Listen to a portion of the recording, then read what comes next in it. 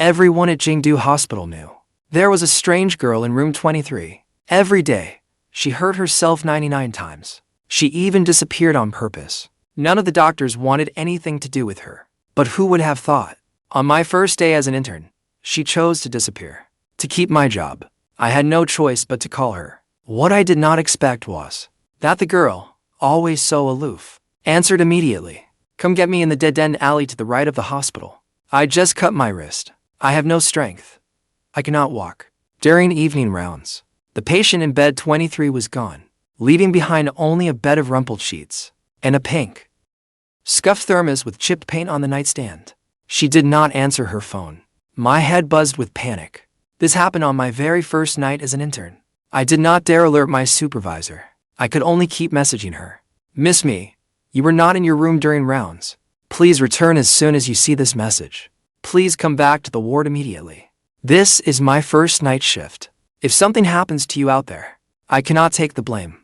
Please cooperate with me. About 3 minutes after I sent the last message, my phone gave a soft vibration. Come get me in the dead-end alley to the right of the hospital. I cut my wrist. I have no strength. My legs gave out and I nearly collapsed. At last, I could breathe again. The alley was terrifyingly dark. The dim streetlights could not stop my mind from running wild. I forced myself onward and called her name in a trembling voice. Mikai. A tiny voice drifted through the wind ahead. Only when I got closer did I see someone sitting against the wall. The girl hugged her knees in the corner. Like an abandoned kitten, her posture held nothing but weary indifference. If blood had not been dripping from her wrist, I nearly swore, good grief, you actually used a knife. There was no time to think of anything else.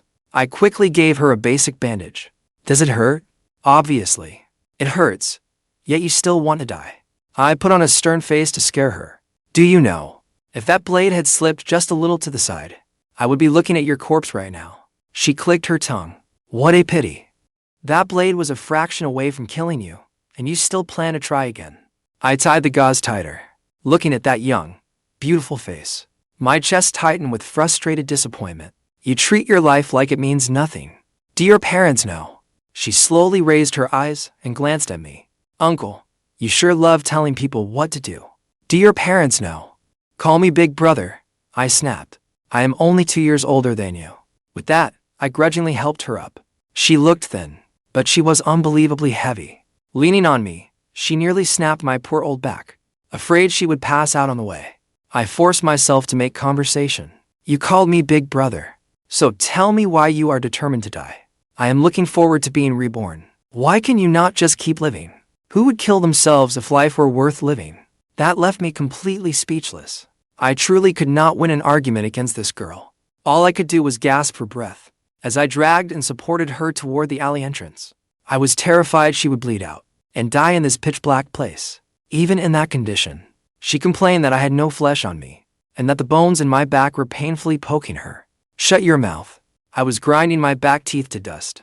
Say another word, and you will bleed out any second, you bastard. She gave a cold snort. Her voice was thick with mockery. Once I kick the bucket, it is over. You are only worried that I will cost you your job. Her voice grew weaker and weaker. Why put on this act like you care? What a heartless, ungrateful little wretch. Mikai did not die in the end, and my secure job was safe, too. I only got a brief scolding. At breakfast, a colleague kindly warned me. The patient in bed 23 is famous for her temper. She has gone through several rounds of nurses. Do not take her too seriously. Let whatever she says go in one ear and out the other. As long as she does not cross the line, let her do as she pleases.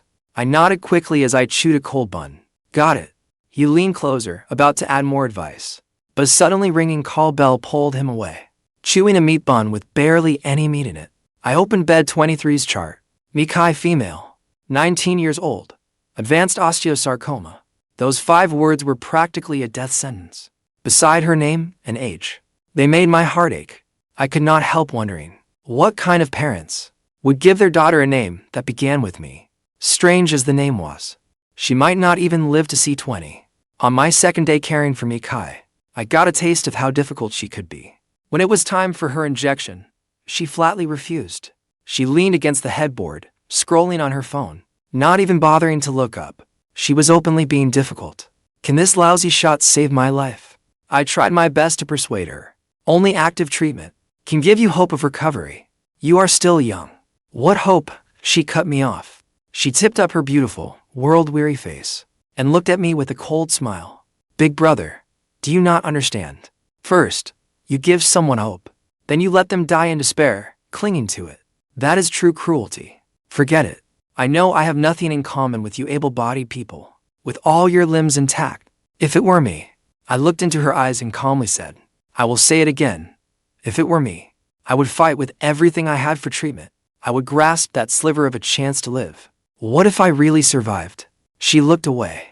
I am not foolish enough to believe in fairy tale endings. She glanced at my name badge and read my name aloud. Gordchan, I am not getting the injection. Go. Do not make me start swearing. After only 2 brief encounters, I had already seen how bleak her outlook was. So I stopped pushing her. Instead, I pinched my own thigh, hard enough to make my eyes turn red with pain. But if you do not get the injection, my supervisor will tear me to shreds, and I could lose my job. Without a job, I will not even be able to afford food.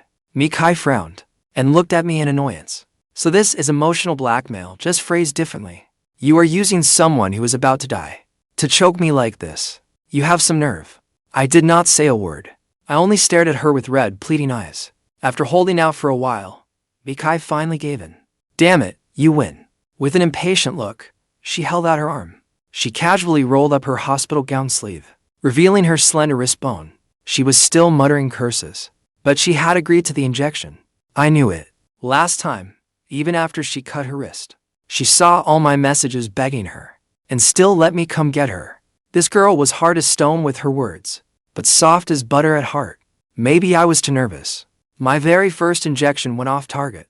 I moved the needle around, searching, but still could not find the vein. Pressing her brow, Mikai muttered with a sardonic half-smile. Is that needle dancing around in my veins? Did you get lost, big brother? I quickly pulled out the needle. My back was drenched in nervous sweat. Sorry. I will get it right this time. I thought she would start cursing me out, but I somehow made her laugh instead. Using me for practice, are you? Keeping her arm perfectly still, she said lazily. Go ahead, Your Highness. Thank God. It went in smoothly this time. I let out a long breath. Then I flashed her a grin. Thank you for cooperating. You really helped me out. She closed her eyes briefly and gave an irritated hum. Who helped you? I am just sick of you pestering me. Finish up and leave. I want to sleep. Sure. I packed up my things to leave. After 2 steps, I looked back at her, pointing at myself. By the way, my name is Gordchan, not some spatula spirit. When I got home after work, the whole house smelled of delicious food. Chanchan, you are home. My mother sat at the dining table, swinging her feet as she gnawed on a duck neck. Come here. Mom bought you a little cake. Your favorite kind from that bakery in the East End. My mother had been married for over 20 years, and my father still spoiled her like a princess. She was in her 40s, yet more girlish than I was. Coming, just as I reached for the cake, my dad slapped my hand away. Dinner first. He winked at me. I made your favorite red braised pork. There are leftover garlic scapes and blistered green peppers, too. I surrendered at once. Those 3 dishes were perfect with rice. Pouring braised pork sauce over rice, then mixing in the leftover garlic scapes. With a fresh, mild green pepper on the side, it was perfect. Dad's cooking was as reliably good as ever. After we ate our fill, Dad went to the kitchen to wash dishes. I cradled a bowl of washed strawberries and curled up on the couch with Mom to watch our show. I could not help thinking that days like these, I wished heaven would grant me another 100 years of them. But for some reason, Mikai suddenly popped into my mind. She was probably alone right now, asleep with her head under the covers, in a bed reeking of disinfectant. Her temper was strange, and her tongue was sharp. She was withdrawn, a very unusual girl. When other people hurt, they cry out. But she only bit her lip and endured in silence. What an idiot. Before bed, I came across a social media blogger. Their username had an ash gray, healing vibe, but the images were paired with lines full of despair. I hate everything connected to love. This world is rotten and ruined, full of decaying branches and fruit. The only destination is death and decay. Nothing that gives people hope should ever grow here. All so-called beautiful things should be shattered, stained, and dragged from their pedestals. Sink with me down into the abyss. The comments were full of despair. Some even hinted at making a pact to die together. It sent a chill down my spine. The blogger was local too. The instant I saw those images and words, I instinctively thought of Mikai, and with that person's style of username, I was almost certain it was her. After hesitating for a long time, I still tried to persuade them in the comments. Do not give up. Your life matters most. Life can be beautiful. Hold on, and things will get better someday. But half an hour later, beneath my comment, there were dozens of replies. Every single one was abusive. What a self-righteous savior. Easy for you to say. In a broken world, take down the self-righteous first. Life is beautiful? Send me money. Then I will believe you.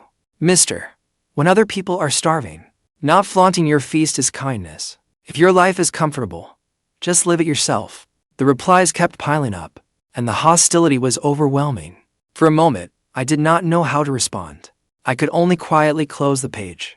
Maybe, just as Mikai said, I really did stick my nose into other people's business. Because I grew up in a warm home, I always believed there was hope and every hardship could turn around.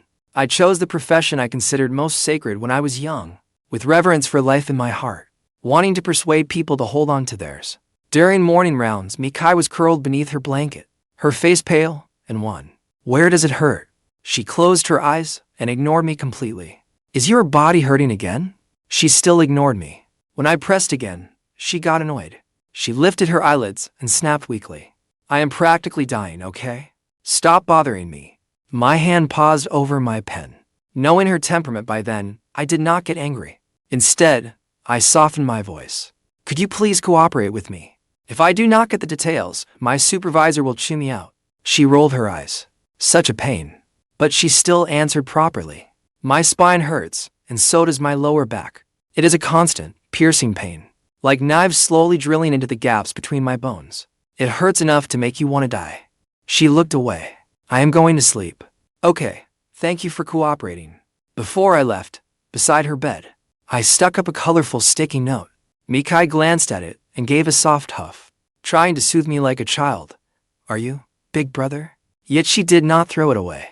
On the pink sticky note was a quote I had read in a book. The wind can lift a sheet of paper, but it cannot blow away a butterfly in flight, because the instinct to live is never to surrender. While chatting with co-workers over lunch, Chanchin, how did you win over the patient in bed 23? Ever since you took over, she has not caused a single scene. Exactly, before you, she was blowing up the ward almost every day. I shoveled down my food and smiled. She is not a bad person, really.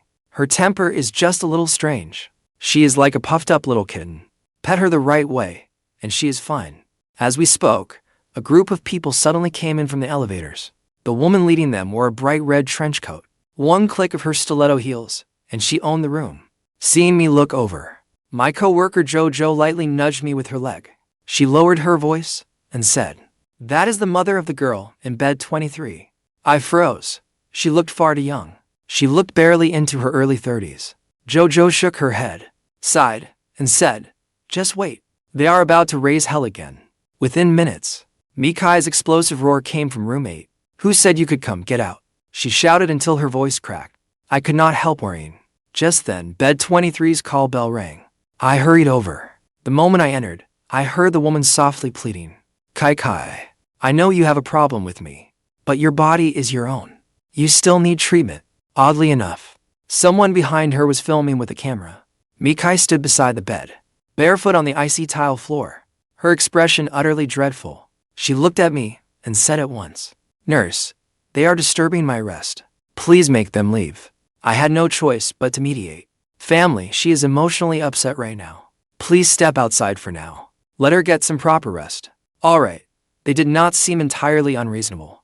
He turned back to Mikai and said, "Then get some rest first. Call me if you need anything. We are family. Besides, you would not want your mother in the afterlife." Mikai abruptly cut him off. She grabbed a glass beside her and hurled it. It grazed the woman's temple, then smashed into the wall, shattering into pieces. The group hurriedly shielded the woman and fled in disgrace. The room finally fell quiet. "Get back in bed." I did not realize how abrupt that sounded. Staring at the floor, I reminded her that the tiles were cold. Mikai did not answer, but she obediently climbed back into bed.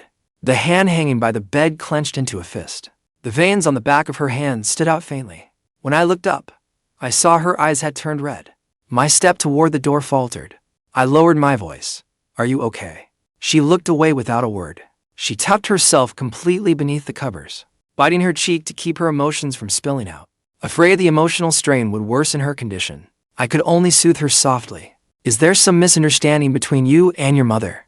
She lifted her eyelids and coldly shot back. Who said she is my mother? She is my father's mistress. Her voice turned icy. That woman drove my mother to her death long ago. You do not understand anything, so stop acting like some saint, okay? Her eyes were red. She said saint so lightly, yet it pierced my chest like a needle. Suddenly, I remembered the comments that night, the flood of hateful abuse. My heart churned violently, and I felt so awful I wanted to cry. I truly did not understand why kindness was mocked as performative. I feared that young people still forming their values would be led toward despair by toxic posts online. I also feared emotional turmoil would break a patient's body. When I tried to help out of kindness, I became someone meddling where I did not belong, and earned the label of a self-righteous saint. As I walked out of the room, Mikai's voice sounded behind me. She hesitated, as if she wanted to say something. Nurse Guer. I did not stop walking. My chest felt sour and tight, like I had downed a glass of lemon water. Mikai was the first patient I took on as an intern, and the most difficult troublemaker. Every day, I kept watch over her condition, encouraging her, and thinking up ways to coax her into cooperating. I had to admit, for this beautiful girl, only 2 years younger than me, who was withering away just after reaching adulthood, I cared about her more than I did anyone else. I did not dare think too deeply about what that meant. After that day, things between Mikai and me suddenly turned cold again. She went back to how she was before, arguing with me at every turn and refusing to cooperate. I just swallowed it in silence. This near-cold war lasted an entire week, until Friday, when I was checking bed 20s for drip. A family member tore into me without warning. It started when bed 20 pressed the call bell, saying the drip had stopped. I went to check it. There was no infiltration, so I gently squeezed the for tubing to see whether it was blocked. But the woman suddenly snapped. Did you wash your hands? What if squeezing the tube like that makes the blood flow back? What if air gets in? It was my first time meeting someone so aggressive. I awkwardly pulled back my hand and explained that this would not cause blood to flow back, much less let air in. You say it will not, so it will not? She rolled her eyes and snapped at me. What does a little intern like you know? You are barely out of diapers, and you think you can lecture me? Where is your head nurse? Get him in here. Long-term pain had wasted her down to skin and bones. Her eyes, slightly feverish, looked even more harsh and cutting. Her rising voice drowned out my explanation. Then her husband pushed open the door. What is going on? The woman, who had been barking orders moments ago, suddenly started crying. This new nurse is deliberately picking on me. She was messing with my for line, and her attitude was awful. She even cursed at me. The patient in the next bed could not stand it anymore.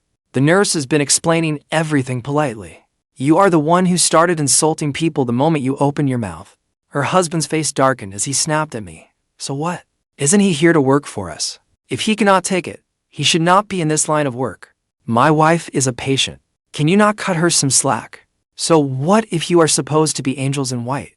Are angels supposed to yell at patients? I could not hold it in anymore. I muttered. I did not curse at her, but the man grabbed me by the collar. He shoved me around, ready to throw a punch. The other patients' families rushed over to break it up. The room erupted into chaos. Suddenly, someone stepped in front of me and kicked the man's wrist. He cried out in pain. With a yelp, his grip loosened. It was Mikai.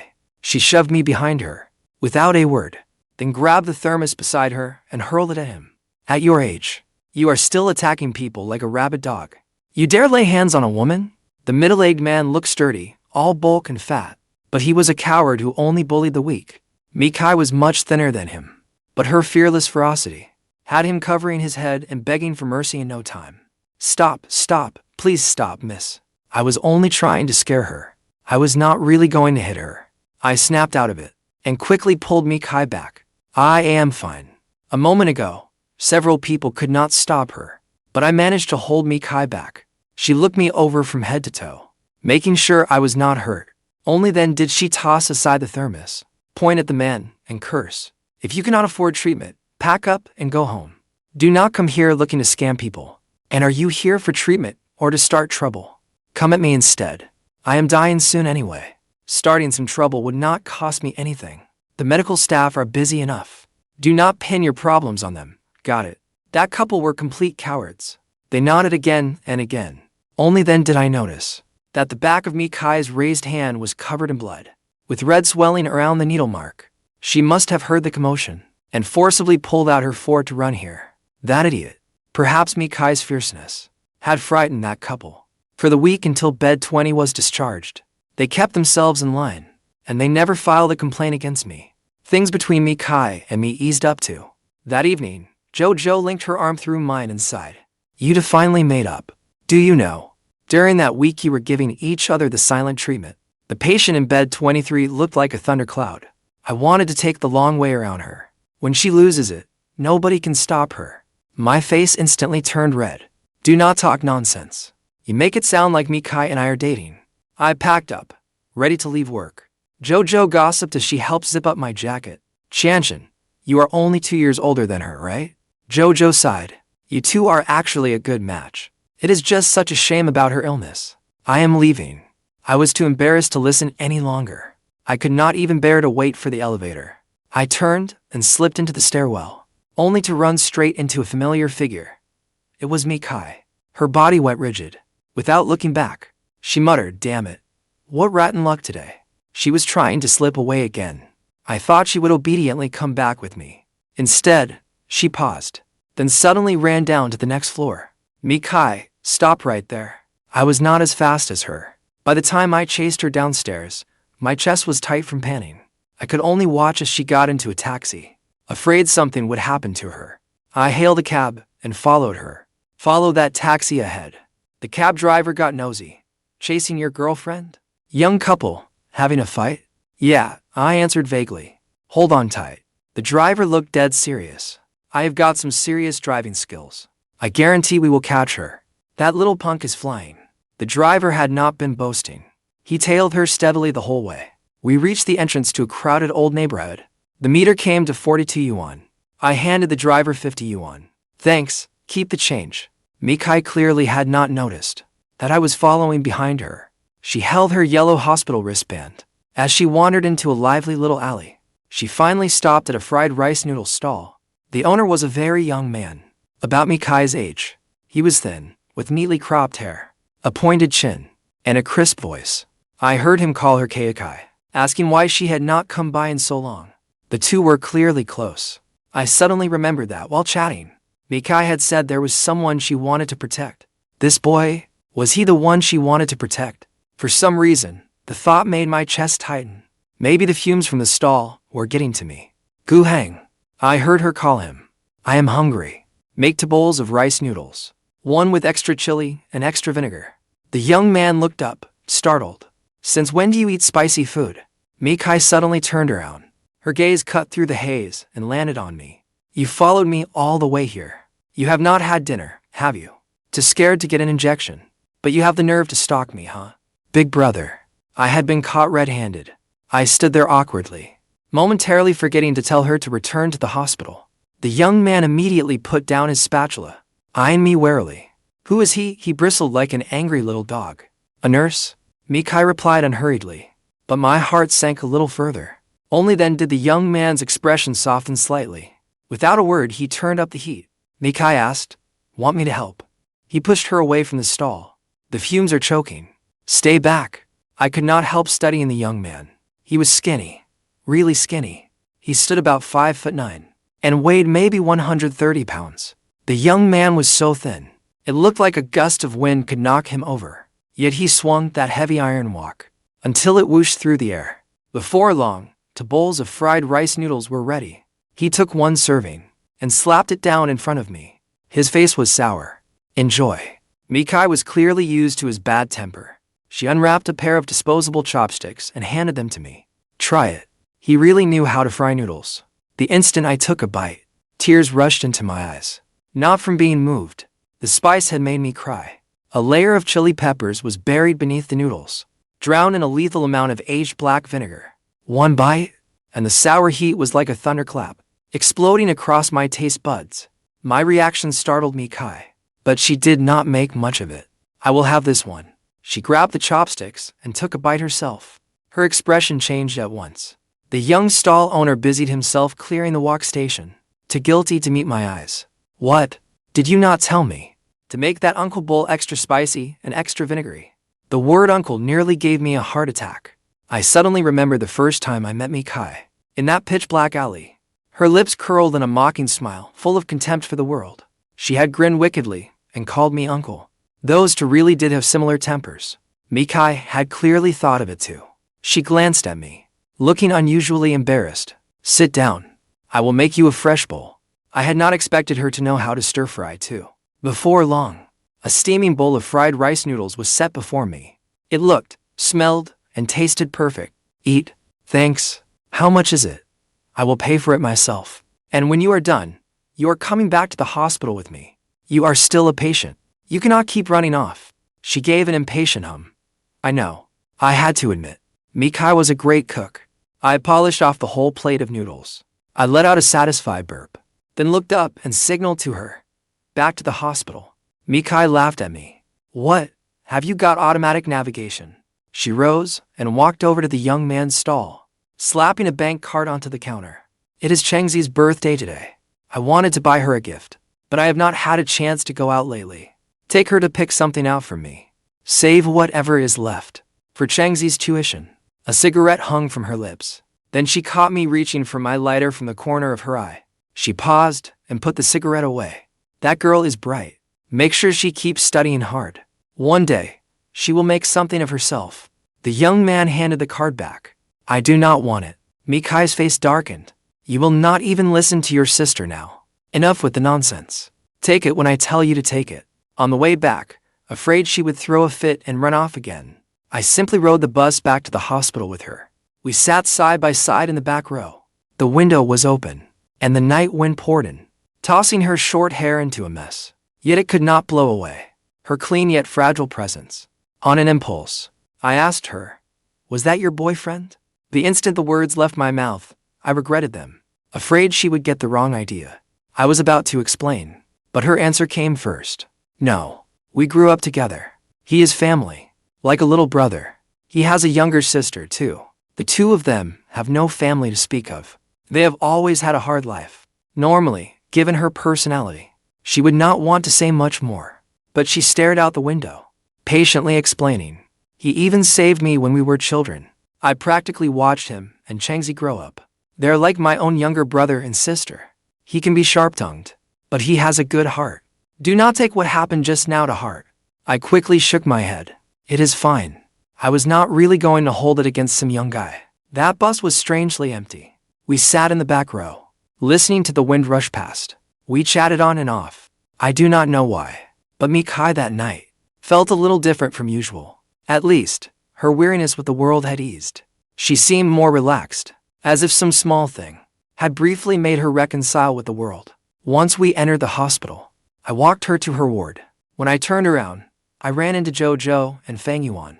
Fang Yuan was still carrying an empty bottle he had replaced. Did you not get off work already? I went back to get something. I instinctively told a lie. For some reason, despite usually being so talkative, I suddenly did not want to tell anyone about that ride. That rare tenderness on the bus felt like a little secret between Mikai and me. Mikai was about to begin chemotherapy. She had resisted it all along. She refused to take medicine, refused injections, and refused every kind of treatment. Somehow, she suddenly became willing to cooperate. In those eyes, once as still as dead water, there now seemed to be ripples of a will to live. But she was frail to begin with. Chemotherapy takes a heavy toll, and its side effects are severe. I was worried about her, so I quietly kept encouraging her. Every day during rounds, I would leave something by her bedside, a little sticky note. Each one held a message handwritten for her. Sometimes they were quotes I had found, like one I read in a book today. Life will not go as smoothly as you hope, but it is not as terrible as you fear. People are more fragile than they think, but stronger, too. Sometimes I would compliment her. Today, the woman in the next bed said your eyes are especially beautiful. She also said you are quiet, but kind to your core. I think so too. More often, they were little everyday joys, or mildly boring things I wanted to share with her. Today I saw a vivid blue butterfly. It was beautiful, It circled above my head twice, as if it were saying hello. I heard there will be a shooting star tomorrow night at 9. Remember to make a wish. I am planning to make 3. First, I hope my dad, my mom, me, and Mikai all stay healthy and live to old age. Second, I hope to win 500 yuan in the lottery this week. I will keep the third one a secret for now. Each time, Mikai would not even glance at them, her expression cold. Not even glance at them. The next time I went in, those little notes had most likely all been torn up by her. I often wondered whether all those daily little ramblings of mine had ever been read by Mikai at all. Until one morning, I wrote on a note, I got yelled at today. I am not in a very good mood. When I give you your injection later, can you be good? That afternoon, when I went to give her an injection, Mikai cooperated for once. She obediently held out her hand, did not cry out in pain, and did not blame me for being slow. As I was about to leave, she suddenly used her other hand to tug at the corner of my shirt. She forced a piece of chocolate into my palm. She turned her face away, looking a little awkward. When you are in a terrible mood, eat something bitter.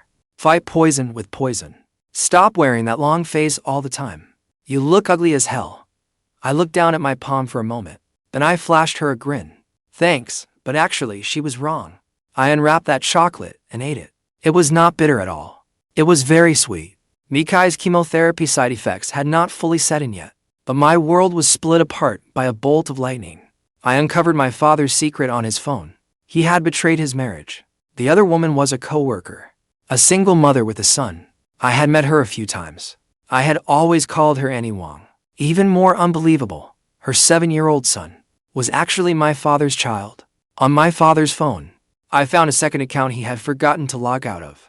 Another WeChat account. He used it solely to contact Annie Wang's child. He had even joined the boy's elementary school parent group, listed as Wang Ziheng's father. In 20 years, it was the first time I had seen my father cry. He sobbed as if his heart were breaking, slapping himself again and again. Chanchin, Dad was wrong. Dad is sorry. Dad is a terrible man. Slap after slap rang out. His face swelled after only a few blows. I frowned at him. Part of me ached for him. But mostly I was hurt, stunned, and numb with shock. Since childhood, I had heard people praise how much Dad loved Mom. I had seen it myself over the years. After more than 20 years of marriage, he had treated her like a queen. He handled everything himself, big or small. He truly never let her lift a finger. They hardly ever fought. Whenever an argument began, as I remembered, within half an hour Dad would admit fault and apologize. Then he would cook a table full of Mom's favorite dishes, not stopping until he made her smile. Yet this man who claimed to love my mother had even started another family outside our marriage and fathered another 7-year-old son. My father begged me, sobbing uncontrollably. Chanchin, Dad was wrong. I will cut them off immediately. Please do not tell your mother. You know what she is like. She will never tolerate this. Chanchin, you cannot destroy our family. Am I the one who destroyed this family? I closed my eyes and forced down the stabbing pain in my chest. The moment you decided to build another family outside this home, our family was already broken. In the end, I chose to tell my mother.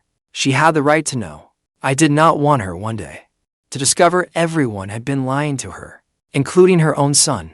My voice trembling, I told her everything that had happened and showed her the photos and videos.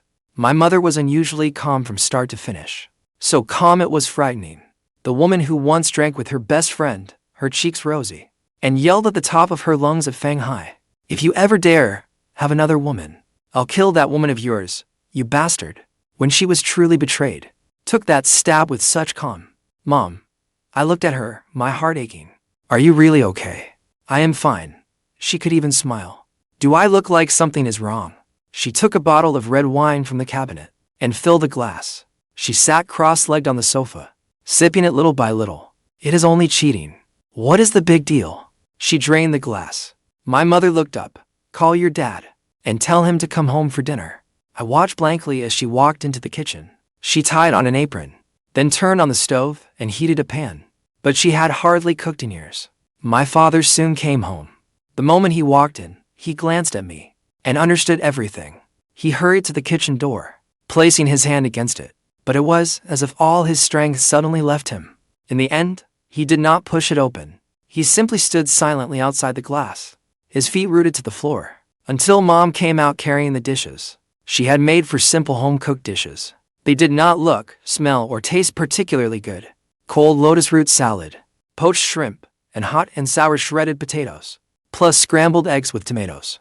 Dad reached for the plates with trembling hands. Mom did not pull away from him. She even smiled at him.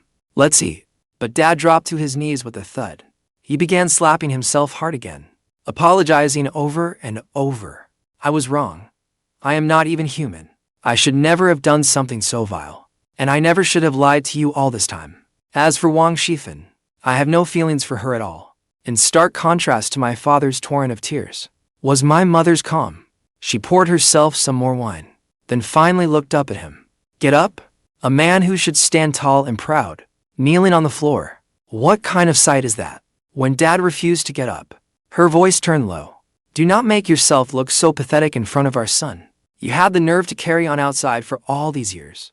But the second you got exposed, you started crying. Get up and eat first." This meal was the most painful meal our family of 3 had ever shared, and the most suffocating. I could not read Mom's thoughts. She acted as though nothing had happened, picking at food and drinking wine. It was not until she set down her chopsticks that she said, "These for dishes are what we ate when we first met. Do you remember?" Dad nodded. His eyes reddened again. "I remember." As Mom cleared the dishes, her tone was as flat as if she were saying the food needed more salt. "Now that we have eaten them once more, our marriage has reached its end. Tomorrow morning, let's go to the Civil Affairs Bureau and finalize the divorce." The house was in chaos. Dad drank heavily. He kept repeating, "Just 2 things. I will not divorce. Not even if I die." He kept apologizing to Mom, swearing he had never loved Wang Shifan. He had arranged for her to work at the hotel, only so it would be easier to look after that child. Growing emotional, Dad tearfully grabbed Mom's hand. Ignoring her struggles, he forced her into his arms, trying to soothe her as he had before. I stepped forward to stop him, but, without warning, Dad slapped me. The slap rang out sharply, but my heart hurt worse. He glared at me with red-rimmed eyes. "Haven't I treated you well all these years? Now your mother wants to leave me. Our family is falling apart. Are you happy now? Are you insane?" Mom cried out. Without hesitation, she slapped him back. And she did not stop there. The woman who had been so calm from beginning to end suddenly seemed to lose control. She punched and kicked my father. "What gives you the right to hit my son? You are the one who did something shameless, and you have the nerve to take it out on our child." I had never seen Mom like this before. Her rage was wild, a complete breakdown. "Mom," I held her close, my heart aching. And actually, her earlier calm had all been an act. After Dad left, she collapsed into my arms, crying so hard she could not speak several times. I do not think she had ever doubted that she and Dad would grow old together. Much less did she imagine that the man who cherished her, who had spoiled her for over 20 years, had been deceiving her all along. She cried herself to sleep. I lay beside her, staring at the ceiling, unable to close my eyes. Then my phone suddenly buzzed. It was a message from Mikai. "Did you see the shooting star?" I made a wish. After a while, when I did not reply, Mikai messaged again. "Why aren't you asking what I wished for?" Numbly, I typed, "What did you wish for?" "I hope I get better. And I hope Nersku is always happy." Maybe it was fate, but tonight, Mikai was gentler than she had ever allowed herself to be. 2 wishes. Whichever wish is easier to grant, let it come true first.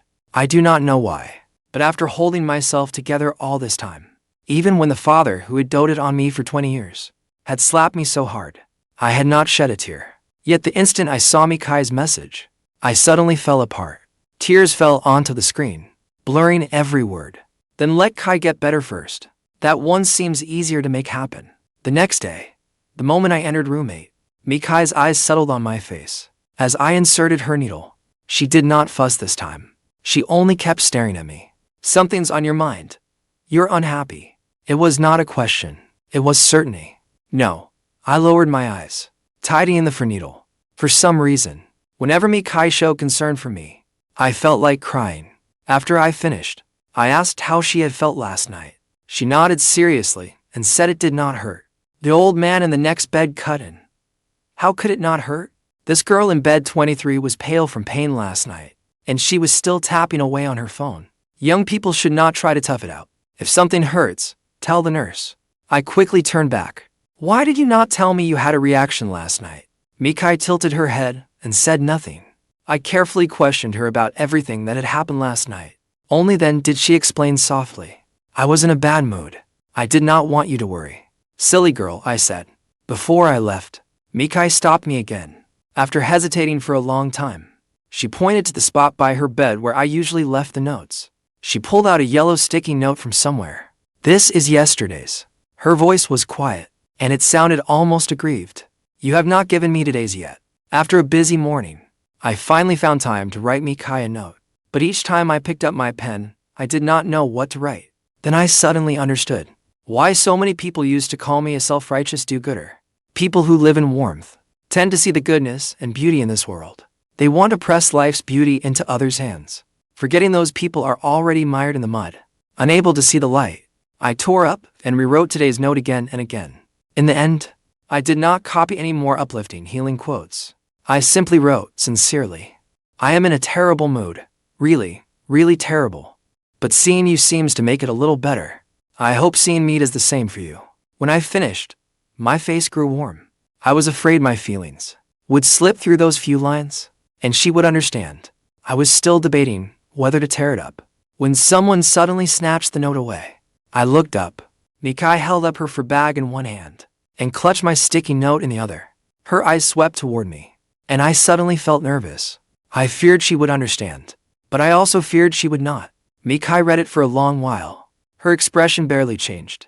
She silently tucked the note into her pocket. She said. Her voice was very soft.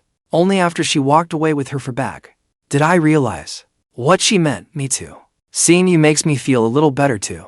That night, I was on the night shift. At 2 in the morning, as I passed the stairwell on my way to the restroom, I faintly heard something. I looked through the gap in the half-closed door. I saw Mikai, wearing her hospital gown, bent over and gripping the railing tightly. Tears streamed down her face from the pain. She heard the door open and stiffly straightened up. She did not want anyone to see her weakness. Not until I softly called her name did Mikai pause for a long time. Before turning around, holding the railing, she sat down on the stairs. Her elbows rested on her knees. She had gripped the railing so hard that her knuckles had gone white. I crouched in front of her. It was probably the first time I had been this close. Looking directly at her, she had a breathtakingly beautiful face, cool and pale, with soft, gentle features. But because of her sharp temper, her lower gaze usually carried a weary disdain for the world. Does it hurt badly? I held out my hand. If it hurts too much, you can squeeze me. Mikai stared at my hand but did not move. Her face only grew paler from the pain. She tightly furrowed her brow and endured it without a sound. But she still talked tough. I do not know why, but the tears I had held back for so long suddenly fell. Honestly, Mikai was not someone easy to confide in. But at that moment, in that quiet, lonely night, I could not hold back any longer. I poured out every worry in my heart to her. Mikai listened quietly the whole time. Then, through her pain, she gently took my hand. Her hand was cold, her palm damp with sweat, but it did not feel unpleasant. Several times she started to speak, then stopped, as if she did not know how to comfort me. Finally, she softly said, Have you not always asked why I am called this? Actually, my original name was even worse. She lowered her eyes and casually spoke of her own humiliation. My original name was Jowdy. Jowdy, as in bringing in a younger brother. This was the first time Mikai had spoken of her past. When she was 2, her mother discovered her husband was cheating. She confronted him and his mistress, then argued with her in the street. She was killed in a car accident. Her father soon moved in and married into his mistress's family. And Mikai became the person her stepmother found most unbearable. Her stepmother named her Jowdy. Whenever she was home, she was not allowed to eat at the table. She could only crouch beside it and eat with the dog. She even had to sleep in a huge doghouse, sleeping with that spotted dog. Her stepmother tormented her whenever she could. Her weak father, who had married into that family, dared to be angry but never speak up. Sometimes he would pity her and hold her, but all he ever told her was to endure it. She endured it for 18 years. If her stepmother had not been a singer and needed to maintain the image of a good stepmother in public, no one would have cared about Mikai at all, let alone paid for her treatment. After she was hospitalized, her father never visited once. Her stepmother came twice, though. Each time, she brought people along to stage photos. Chasing publicity. She held my hand tightly, casually recounting the past that had once made her wish she were dead. Our hands remained tightly clasped. There was not a trace of romance in it, only two battered hearts, drawing close and warming each other. The warmth in our palms passed between us, until her hand gradually warmed too. My tears fell like beads from a broken string. At first, they were for the mess between my parents. Now, they were all for the Mikai before me. She had suffered far too much in this life. Her childhood had already been hell. Yet heaven would cruelly deny her even the chance to embrace a happy future. I had once overheard her attending physician, discussing her condition in private. It was very serious. Mikai looked at me and softly asked, "Why are you crying again?"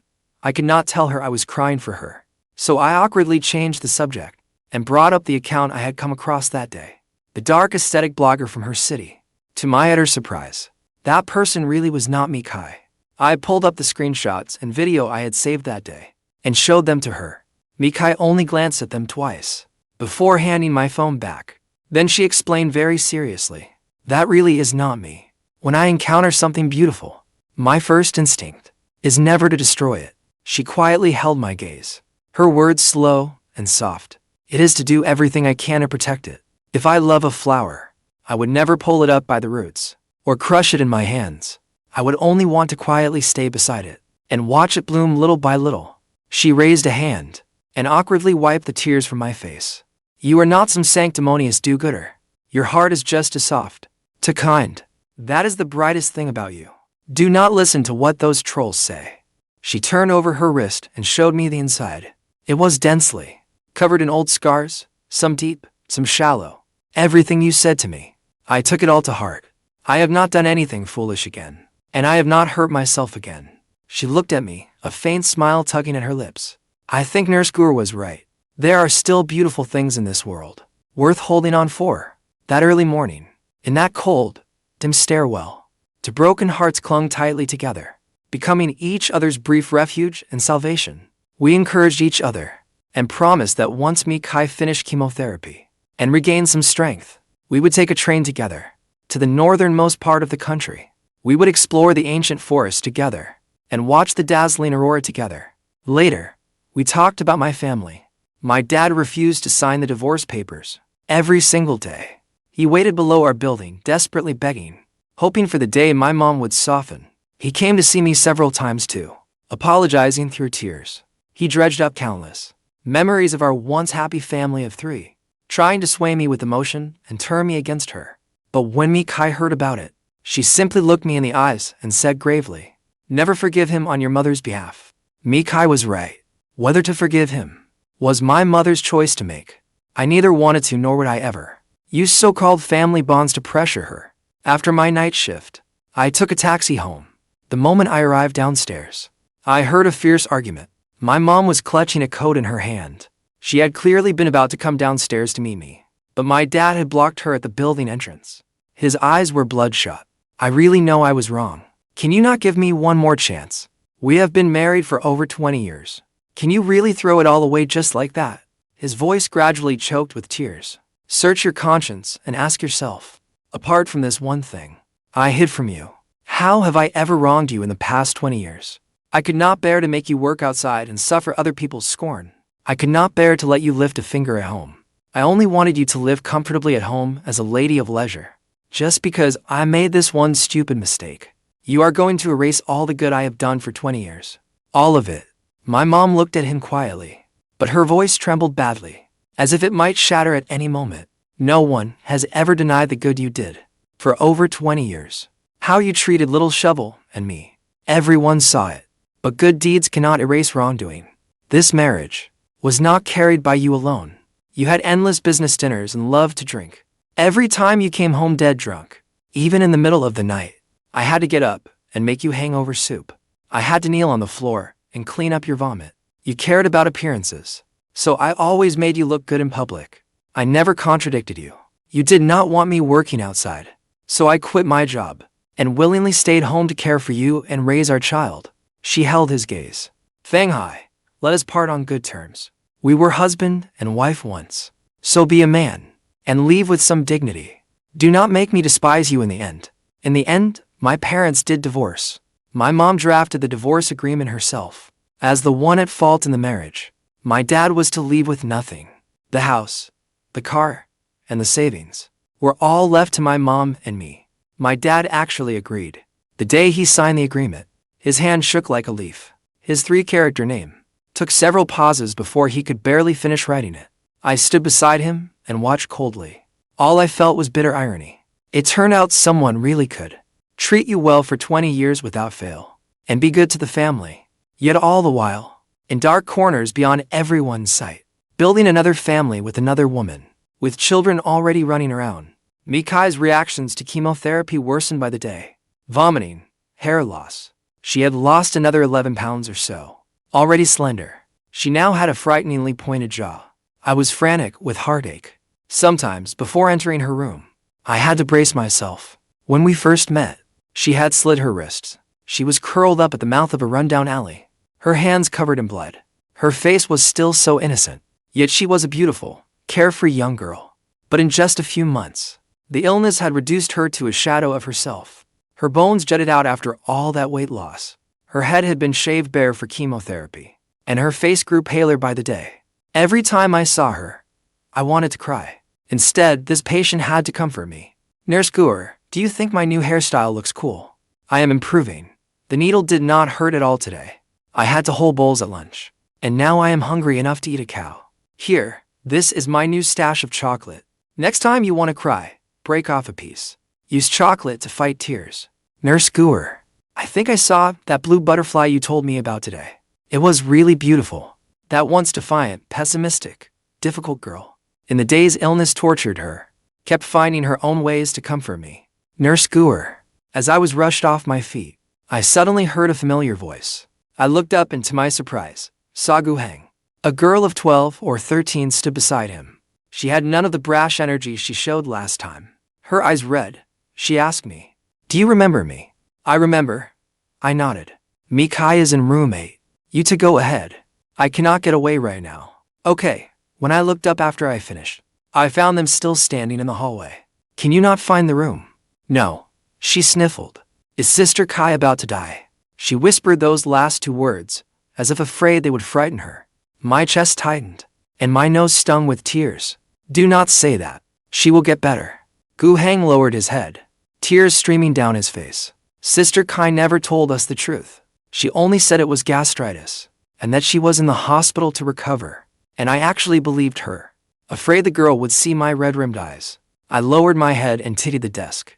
I smoothed the same few sheets of paper over and over. She did not want you suffering alongside her, because she was afraid it would hurt you. Is that why she would not let you visit her? The brother and sister shook their heads together. Sister Kai is very proud.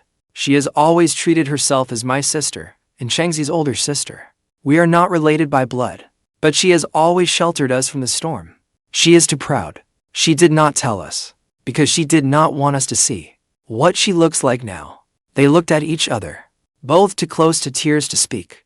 We decided to pretend we did not know. We will just quietly look at her from outside. We saved up some money and put it all towards Sister Kai's hospital bills. Please give her the best medicine. You have to save her. As he spoke, the boy started to kneel before me. I quickly caught him. What are you doing? Everyone is watching. Mikai's hospital bills have always been paid, and she is receiving the best medication available. I drew a deep breath, forcing back the tears surging in my chest. We will do everything we can. Just then, Mikai rang for a medication change.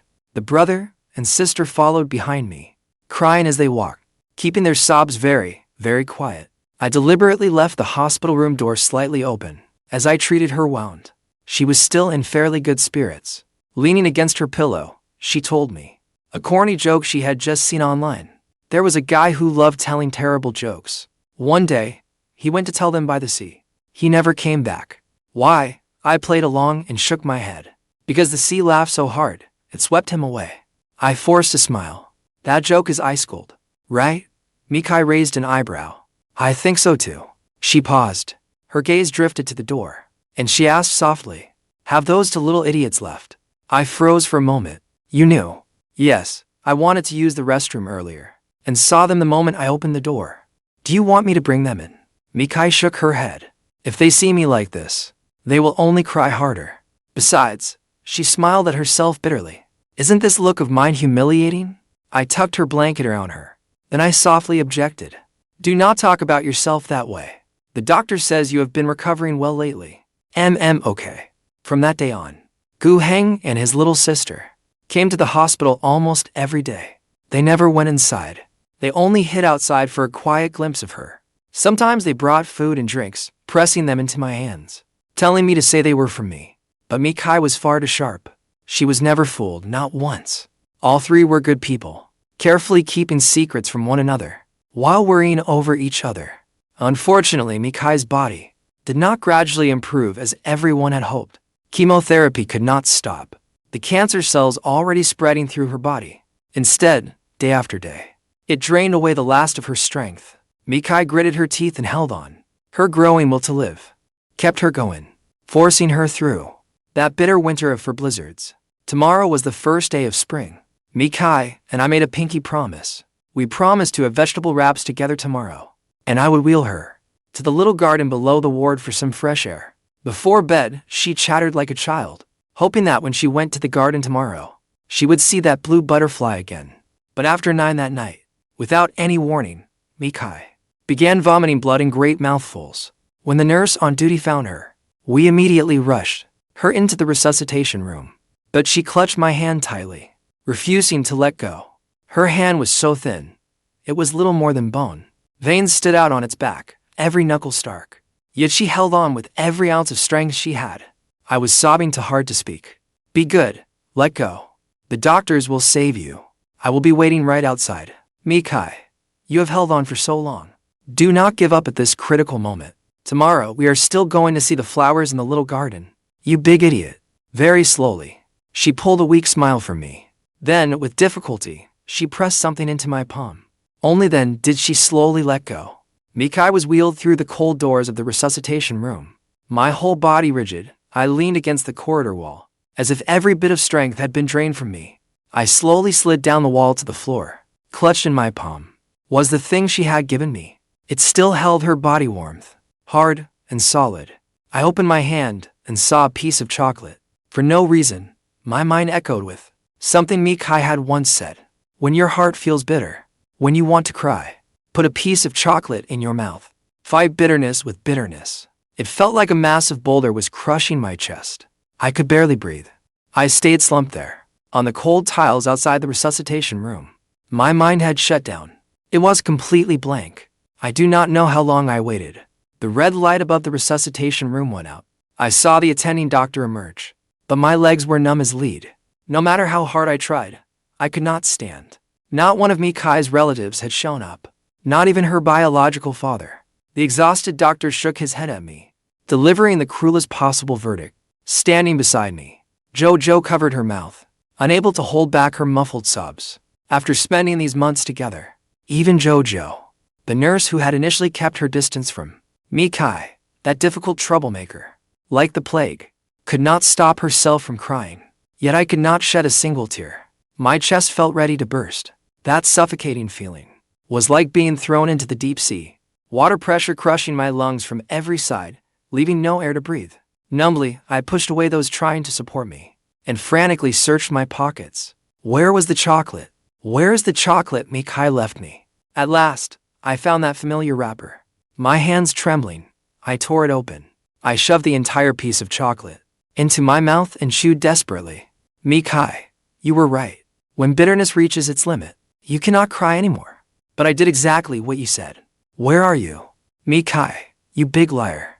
You promised, breaking bastard. We promised to welcome spring together, but you stayed behind forever. At the end of that cold winter, her departure came so suddenly, so utterly devastating, burying my spring along with her. After she was gone, I could never bear to look at the words first day of spring on any calendar again. When Mikai was fighting for her life in that room, the relatives who had been nowhere in sight made their theatrical entrance only after she drew her last breath. Before a barrage of cameras, Mikai's stepmother wept prettily for the press, choking out that her stepdaughter had died far too young. Heaven must have envied her beauty. It was too cruel. Mikai's spineless father even dropped to his knees. Tears and snot streamed down his face. It made me sick to watch. In those crocodile tears of his, how much sincerity was there? How much was false sentiment? And how much was a guilty conscience? Only he knew. That couple arranged for Mikai an extravagantly lavish funeral to preserve her image as a good stepmother. She even spent a fortune buying Mikai a gravesite with exceptionally good feng shui. At the funeral, I saw Gu Heng and Chengzi again. Both children had bloodshot eyes, their faces full of grief, yet they forcibly held back their tears. I did not cry either, because Mikai had told me. She hated seeing me cry most of all. She hoped that on the day she left, everyone seeing her off would be smiling. They could smile and tell her, Mikai, you were incredible. You fought the world until your final moment. I followed the funeral procession to the cemetery. Only then did it hit me. I had walked with her through every last step of her life. I watched her, cold-faced, try to end her life. I watched her turn around and accept treatment. I watched pain wear her down until she stopped breathing. In the end, she became ashes buried in the earth, leaving only a smiling black and white photograph on her headstone. The girl in the photograph wore a beautiful, world-weary expression, yet her eyes were bright and crystal clear. Mikai did not leave much behind, only a tin that had once held chocolates. It was packed with post-it notes she had carefully saved. Everyone held words I had written to her. With trembling hands, I opened the tin and found memories she had written on the back of every note. Her handwriting was graceful and strong. Since meeting Nurse Gu, life has been a little better than I ever imagined. Today, the lady in the next bed praised Nurse Gu. She said he was gentle and kind, and handsome, too. I think she was right.